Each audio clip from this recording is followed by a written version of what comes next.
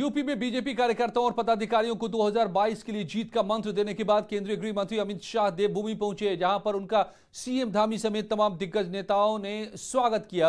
अमित शाह ने देहरादून से चुनावी अभियान का आगाज किया है। साथ ही मुख्यमंत्री घसियारी कल्याण योजना समेत 3 योजनाओं को भी लॉन्च किया। सीएम धामी की तारीफ के साथ साथ उन्होंने पिछली सरकारों पर भी निशाना साधा।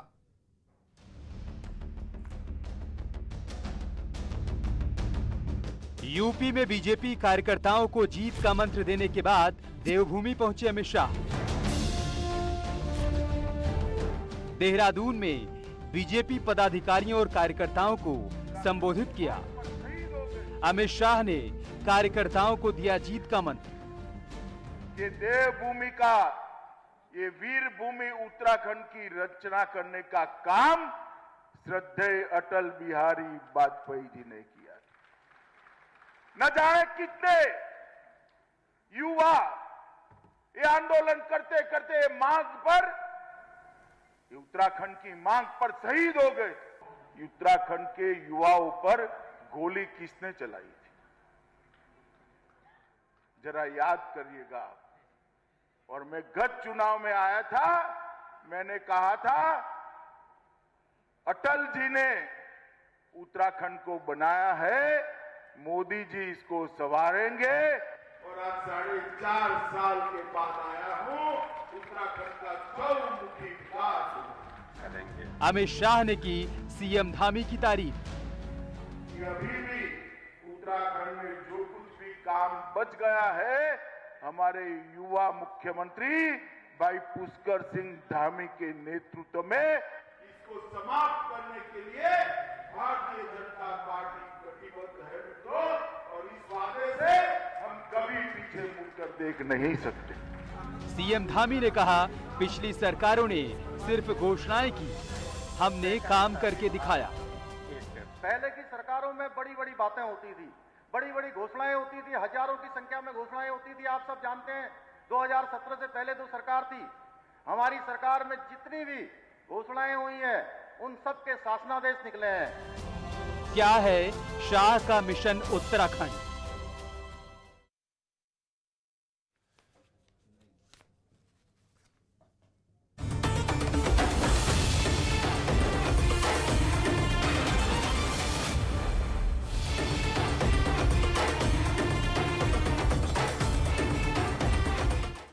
नवीन परसाली प्रवक्ता आम आदमी पार्टी के, गरिमा दसोनी प्रवक्ता कांग्रेस, सुरेश जोशी प्रवक्ता बीजेपी मेरे साथ जुड़े हुए हैं।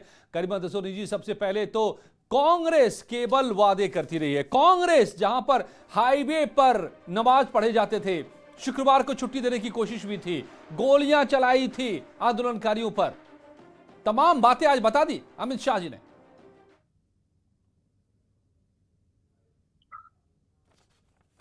कि जब भी अमित शाह जी या भाजपा का कोई भी नेता हिंदू मुसलमान करने लगे, हिंदुस्तान पाकिस्तान करने लगे और शमशान कब्रिस्तान करने लगे, तो समझ लीजिए कि देश के अंदर चुनाव आ चुका है। जो जहर ये उगलते हैं, ये सिर्फ चुनाव के समय पर उगलते हैं। गलत कहा क्या? 4.5 साल तक ये फैक्ट गलत है क्या जी? नहीं, ये जो उन्होंने कहा क्या वो गलत है? कार्यों पर कितने राज्य आंदोलनकारियों पर कांग्रेसियों ने कब गोलियां चलाई, जरा बताएं अमित शाह। कैसी बातें यहाँ पर आकर कर रहे हैं, जरा ये बताते। आप मुझे बताइए, 5 साल का इनका कार्यकाल पूरा होने वाला है, गृह मंत्री हैं देश के, आके अपनी प्रचंड बहुमत की सरकार के सदकार्य गिनाते, जनता को तो समझ में आता। आप इतने बड़े कद के नेता हैं, इतने बड़े पोर्टफोलियो के नेता हैं, और आप यहाँ पर आके हिंदू मुसलमान कर रहे हैं। आप यहाँ पर ये बता रहे हैं देश को कि नमाज कहाँ पढ़ी जाती थी, कहाँ नहीं पढ़ी जाती थी। नहीं तो क्या नमाज एनएच पर पढ़ी जाती थी और छुट्टी देने की कोशिश भी थी शुक्रवार को? ये भी फैक्ट गलत है। देखिए मोदी जी, सुनिए, मोदी जी आए या शाह जी आए और इस तरह से समाज को बांटने वाले कोई भी बयान दें, अब समाज का नागरिक जागरूक हो चुका है, वो जानता है थोता चना और बाजे घना। इनकी मगर आप इनकार नहीं कर रहे हैं ना इस बात से? गर्त में चली गई।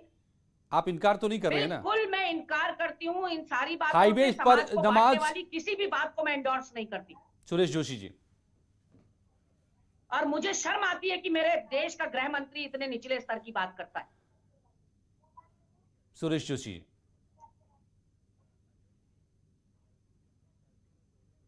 अगर हम हम डेवलपमेंट की बात करेंगे, विकास की बात करेंगे, तो उससे ये स्पष्ट हो जाता है कि जो पिछली सरकार थी उसका बजटीय प्रोविजन क्या था, उस सरकार ने कितना पैसा खर्च किया, चाहे रोड में हो, पानी में हो, बिजली में हो, चिकित्सा में, स्वास्थ्य में हो, और इस सरकार ने कितना पैसा खर्च किया, ये उसके डिफरेंसेस आपको बहुत क्लियर दिख जाएंगे।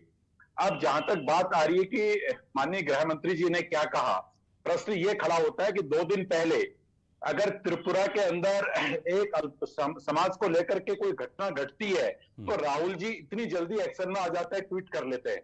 लेकिन देश के अंदर अगर बहुसंख्यक समाज पे कोई घटना घटित होती है तो कांग्रेस चुप्पी साध लेती है। तो अब ये उसकी जो सेक्युलरिज्म है कांग्रेस का, जो उसकी वास्तविकता है, वो सामने दिख रही है। अगर किसी भी समाज के साथ अगर कोई घटना होती है तो भारतीय जनता पार्टी, अगर 3 तलाक का मामला था, 3 तलाक के विषय में लगता था कि भाई मुस्लिम बहनों के साथ न्याय नहीं हो रहा है, तो भारतीय जनता पार्टी वहां भी खड़ी रही। तो सुरेश जोशी जी, आपका चुनावी मुद्दा क्या है? 5 साल के काम या फिर हाईवे पर नमाज?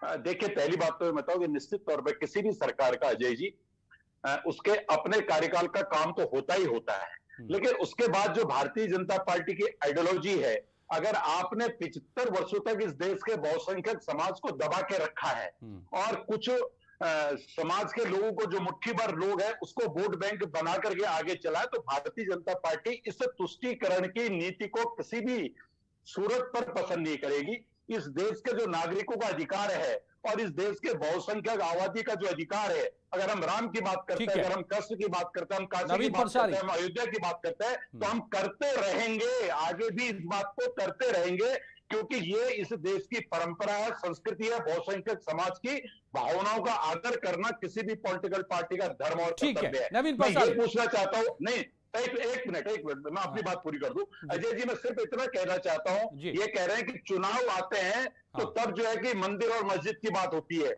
आज जो है कि इस देश के अंदर पहली बार कांग्रेस पार्टी को अयोध्या, काशी के दर्शन कराना भी भारतीय जनता पार्टी के नेतृत्व ने सिखाया। और ये क्यों काशी जा रहे हैं, ये क्यों अयोध्या जा रहे हैं, ये अब क्यों जो है कि गणेश जी की परिक्रमा करने के लिए जो है कि मुंबई के अंदर जा रहे हैं, आके इनसे पूछिए कि भाई आज बहुसंख्यक वोटों की याद आपको आ जा रही है। मैं पूछ लूंगा। गरिमा रसोनी जी, जवाब सोच के रखिए। नवीन परसाली साहब भी जुड़े हुए हैं आम आदमी पार्टी से। नवीन परसाली जी, आप तो ये कांग्रेस और बीजेपी के दावे सुन रहे हैं, आम आदमी पार्टी का क्या दावा है? किस दावे से आप यहां सरकार बनाने की बात कर रहे हैं? देखिए, हमारी राजनीति है मुद्दों की राजनीति, जो भारतीय जनता पार्टी कांग्रेस की बस की नहीं है। मैं ये बताना चाहता हूँ कि आज अमित शाह जी का मैं बयान सुन रहा था, वो बार बार कहते हैं कि अटल बिहारी वाजपेयी जी ने ये प्रदेश बनाया, इस उत्तराखंड राज्य को बनाने का श्रेय अटल बिहारी वाजपेयी जी ने दिया। अमित शाह जी के इस झूठ पर मुझे सख्त ऐतराज है, क्योंकि अटल बिहारी वाजपेयी जी ने कहा था कि राज्य आंदोलन नहीं, ये अलगाववाद है। ये राज्य हमारे यहाँ की माताओं ने, बहनों ने, छात्र शक्ति, युवा शक्ति, बुजुर्ग और बच्चों ने बनाया है। कोई अगर ये क्लेम करता है कि हमने बनाया तो गलत है। अगर भारतीय तो 2000 में किसकी सरकार थी नवीन जी? सरकार तो नहीं है सर, सरकार तो आंदोलन चल रहा था, हमने छीन के लिया है ये उत्तराखंड, छीन के लिया उत्तराखंड वालों ने, किसी ने नहीं दिया। तो उस आंदोलन का सम्मान किसने किया, ये बता रहे थे वो। लेकिन ठीक है, आप जो कह रहे हैं वो गलत नहीं है, आंदोलनकारियों ने ये लिया है प्रदेश, लेकिन उत्तराखंडियों ने बनाया है, उत्तराखंडियों ने बनाया। अगर भारतीय जनता पार्टी की तत्कालीन जो सरकार थी उसने यहाँ पर अमेंडमेंट के साथ हमें दिया, आधा अधूरा राज्य दिया। अगर भारतीय जनता पार्टी चाहती तो कोई संशोधन नहीं करती, हमें फुल फ्लैज जैसे छत्तीसगढ़ और झारखंड राज्य दिया, ऐसे देने चाहिए। आज यहाँ तमाम संशोधनों के साथ हमारी परिसंपत्तियां बटी हुई है, आज तक हमारा बंटवारा नहीं हो पा रहा ढंग से। ये भारतीय जनता पार्टी की चाल थी, इससे भारतीय जनता पार्टी कभी ये ना कहे कि हमने राज्य दिया है। ठीक है नवीन जी, लेकिन तुष्टीकरण की राजनीति होती रही है, आप इस बात को मानेंगे? ये भारतीय जनता पार्टी और कांग्रेस करती रही है यहाँ पर। क्यों अपने आप भूल गए? अरे नवीन जी, आप दिल्ली चुनाव भूल गए? पूरे 5 साल राज करने के बाद आप भी तो हनुमान चालीसा पाठ कर रहे थे, आप भी तो हनुमान चालीसा पाठ कर रहे थे। तो उसमें कौन सी बड़ी बात है? ये अगर भगवान की आराधना करना, ये तो आपकी आराधना, भगवान की आराधना तो इंसान को, और इनकी तुष्टीकरण करे तो बढ़ती है, हम भगवान की आराधना करें तो सांप्रदायिकता है। जोशी जी सुन लीजिए, आप जोशी जी सुन लीजिए, ये मेरा पहला राउंड है, आप मत बोलिए बीच में, मैंने आपके बीच में नहीं बोला। ये भगवान की आराधना तुष्टीकरण, ये तुष्टीकरण है जो आप हिंदू को बांट रहे हैं। कांग्रेस जो जिस राजनीति में चल रही है, कौन नहीं बांट रहा है ये तो बताइए। आप बताइए ना, आप उत्तराखंड का चुनाव कैसे लड़ोगे? मुद्दों पर लड़ोगे या जातिवाद पर लड़ोगे, धर्म पर लड़ोगे? ये भारतीय जनता पार्टी क्या मुद्दे हैं आपके पास? मुद्दे क्या है आपके पास? आज आपके हाल में भारतीय जनता पार्टी का भारतीय जनता पार्टी ओके, सुरेश जोशी जी एक जवाब नवीन जी का, फिर गरिमा जी की बारी। यस, देखिए नहीं, अजय जी बहुत स्पष्ट तौर पर बता देना चाहता हूं, 5 साल इस सरकार ने जो शिक्षा में, स्वास्थ्य में, सड़क में, बिजली में, पानी में जो काम किया वो हमारा विकास का मुद्दा। और इस प्रदेश के अंदर नेशन फर्स्ट की जो भावना है और जो बहुसंख्यक समाज इस प्रदेश का है, उस प्रदेश के साथ किसी भी तरह का अत्याचार न हो, किसी तरह का अन्याय न हो, उनकी भावनाओं को किसी तरह की ठेस ना पहुंचे, और संपूर्ण प्रदेश के अंदर जो इस प्रदेश के नागरिक है, तो क्या गरिमा दसोनी जी की पार्टी बहुसंख्यक पर अन्याय करती थी क्या? काम करेगी। नहीं, गरिमा दसोनी जी की पार्टी कांग्रेस बहुसंख्यक पर के साथ अन्याय करती थी, आप ये कह रहे हैं? ये तो साफ दिख रहा है। जवाब दीजिए गरिमा जी, जवाब दीजिए। आप भी काशी मथुरा जा रहे हैं, अब तो काशी से अयोध्या तक की दौड़ आप भी लगा रहे हैं। हाँ बिल्कुल, लेकिन पहले क्या करते थे आप? नहीं, आप सिर्फ बस टोपी बीच पहनते में थे। मुझे काटिए नहीं, आप मुझे बस बीच में, हाँ मैं अपनी बात रख रही हूँ, आप प्लीज बीच में काटिएगा नहीं और मुझे समय दीजिएगा। ठीक है। मुझे जरा सुरेश जोशी ये बताएं, गंगा में जो लाशें बह रही थी वो हिंदुओं की नहीं थी क्या? अब आप आज चले जो गए देश यूपी, का युवा बेरोजगार है, आप पहले इस उसमें पर तो हिंदू जवाब नहीं दे है दीजिए। क्या? नहीं, मैं पूरे देश की बात कर रही हूँ, मैं समग्रता में बात कर रही हूँ, कि ये बहुसंख्यकों हितैषी नजर आ रहे हैं, इनका दिखाने का चेहरा और है और करने का चेहरा और है। दांत इनके दो अलग अलग है, ये जनता भी समझ चुकी है। जो बेरोजगार हैं आज देश के अंदर, उसमें हिंदू नहीं शामिल है क्या? जो लाशें बह रही थी वो हिंदुओं की नहीं थी क्या जोशी जी? और घसियारी योजना का ही अगर यहाँ पर उद्घाटन करने अमित शाह को आना था, तो ये घसियारी योजना तो त्रिवेंद्र रावत भी लागू कर सकते थे। 3-3 मुख्यमंत्री बदलकर इस देश के ऊपर वित्तीय बोझ सुरेश जी एक छोटा सा जवाब, विकास को अवरुद्ध करने की जरूरत थी। इतनी बड़ी योजना, घसियारी प्लीज, योजना, अरे समय नहीं है, आप जवाब दे सकते तो दे दीजिए। अजय जी कांग्रेस समय समाप्त, धन्यवाद आप सबका। तो पुष्कर सिंह अमित शाह जी भारतीय जनता पार्टी के कार्यकर्ता, धन्यवाद। और इस प्रदेश की जनता का धन्यवाद कर रहे हैं। धन्यवाद। भारतीय जनता पार्टी के कार्यकर्ताओं का थैंक यू। इतने वक्ता, जनता को बाकी बातें तय करने दीजिए, जनता तय करेगी। धन्यवाद आप सबका।